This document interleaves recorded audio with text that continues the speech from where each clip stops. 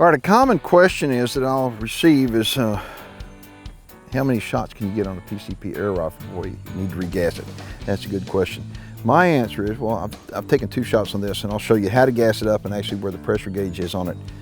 But my answer to how many shots can you get, it all depends on whether you're shooting your gun on full power or not, and also depends upon the gun itself. But on both the Dragon Claw and the wing shot, you can actually shoot on half pressure. And the way you do that is you actually pull this cocking lever right here. You pull it partial back like that. Now that's going to be half pressure. If you pull it all the way back, that's full pressure. So a lot of people, when they're practicing and they don't want to go through a bunch of air, they wind up pulling it halfway back. But I wind up always shooting the way that I'm going to shoot out in the field, so I go full pressure all the time.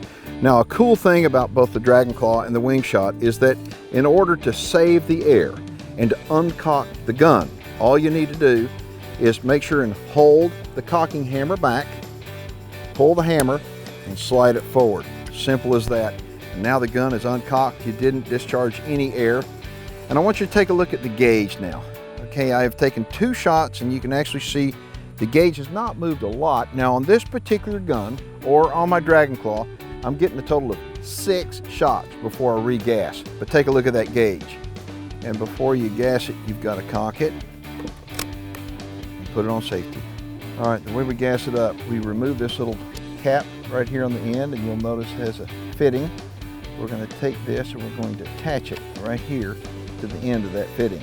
Now you'll notice this hose comes up all the way through the regulator and down to the tank. What we're going to do is going to close this valve off right here, which winds up forcing the air out of the tank and through the hose and into the gun. Now we're going to crack this open very slowly, and we're going to watch the gauge. And see the way that gauge is moving, and we're going to stop it right there. Stop it right there when it hits right in between the green and the red. That's perfect. All right, now what we need to do is relieve the pressure. See that? What that did, it relieved the pressure in this line right here, which allows us to easily pull this fitting off the end. I'm going to take our little cap and put it on the port, and we're good to go. I'm Keith Warren, and if you found this information useful, make sure and share it with a friend, and while you're at it, subscribe to our YouTube channel.